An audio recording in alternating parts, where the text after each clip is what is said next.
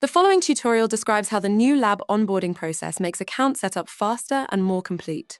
Let's begin.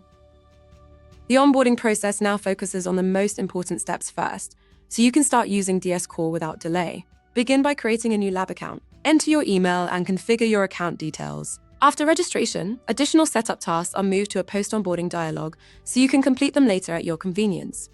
Next, let's look at how DS Core automatically pre-fills key information to save you time.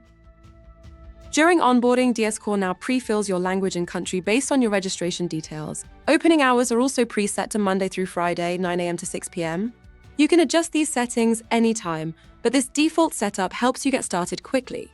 Once your basic details are set, the next step is defining your services. In the service overview, you can now use the Select All option to add all services in one click.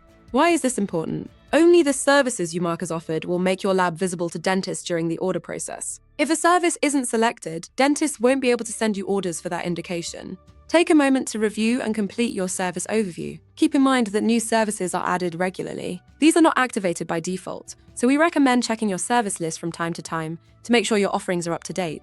After onboarding, DS Core gives you a helping hand with additional setup options. Once registration is complete, a modal dialog appears with helpful actions.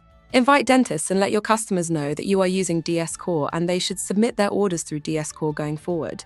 Invite your team to allow every team member to have a personalized account. Connect devices to make sure all your in-lab design stations are connected so that you and your team can open scans directly in their workstation from the incoming order. You can also choose to skip these steps or mark the dialog as "Don't show again." And that's it. Be sure to check out our What's New section to learn about new DS Core features and functionalities. Thank you for watching.